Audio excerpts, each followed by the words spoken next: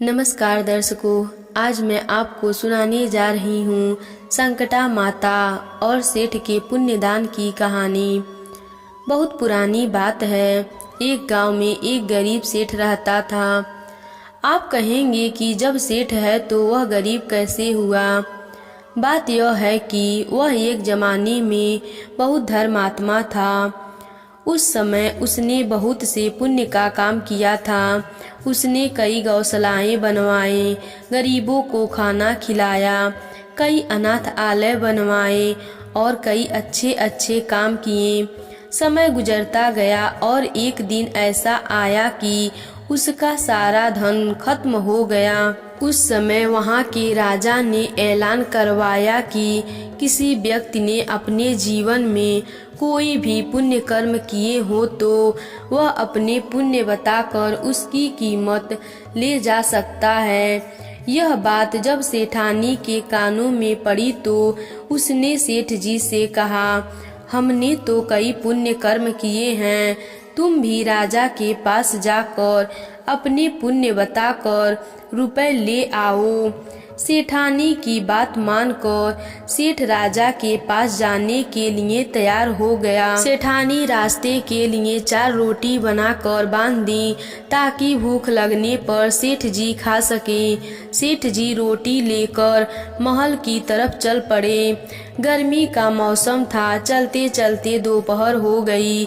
सेठ को पानी का तालाब दिखाई दिया। पास में एक पेड़ भी था। सेठ ने सोचा क्यों ना यहाँ कुछ समय बैठकर आराम कर लें और साथ में रोटी भी खा लूँगा। एक छाया में बैठकर पानी से हाथ मुंह धोने लगा। उसी समय वहाँ कुतिया आ गई। उसके छोटे छोटे 4 बच्चे भी थे। वह सेठ जी के सामने आकर अपना पूंछ हिलाने लगी। उसे देखकर सेठ जी का दिल पिघल गया। सेठ जी ने 2 रोटी निकालकर कुतिया के सामने डाल दिया। कुतिया दोनों रोटी खा ली। सेठ ने सोचा इसके 4 छोटे छोटे बच्चे हैं, 2 रोटी से इसका क्या होगा। यह सोचकर उसने बचे हुए 2 रोटी भी कुतिया के आगे डाल दी। सेठ खुद पानी पीकर आगे बढ़ा। कुछ देर बाद वह राजा के दरबार में पहुंच गया। वहां जाकर वह अपने द्वारा किए गए पुण्य कर्मों की गिनती कराने लगा।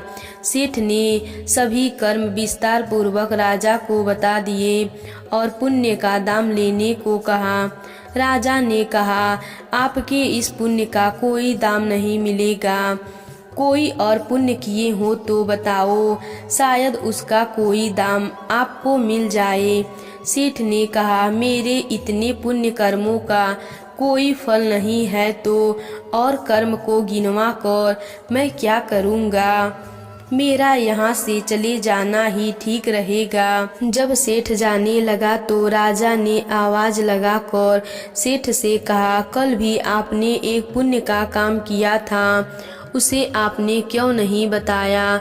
सेठ ने मन ही मन सोचा कि उसने तो कल कोई पुण्य का काम नहीं किया था, फिर राजा किस पुण्य कर्म का बात कर रहा है। राजा ने कहा, तुमने एक कुतिया को रोटी खिलाई थी जिसके 4 बच्चे भी थे। यदि तुम उस पुण्य के बदले कुछ मांगना चाहते हो तो तुम्हें उसका दाम मिल जाएगा। सेठ ने कहा, मेरे द्वारा किए गए पिछले पुण्य कर्मों का कोई दाम नहीं मिला तो कुतिया को खिलाए गए 4 रोटी का क्या दाम मिलेगा।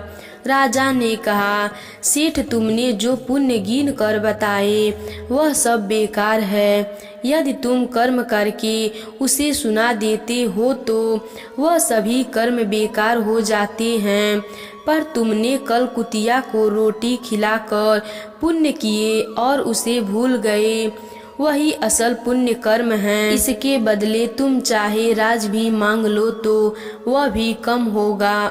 इस प्रकार कर्म करने से हमें संकटा माता का दर्शन मिलता है और मरने के बाद हमें स्वर्ग लोक की प्राप्ति होती है और जाने अनजाने में हुए पाप भी कट जाते हैं। संकटा माता ने भी कहा है कि मनुष्य को अच्छे कर्म करना चाहिए, उसे गिनाना नहीं चाहिए। पुण्य को बार बार गिनाने से किए गए पुण्य समाप्त हो जाते हैं।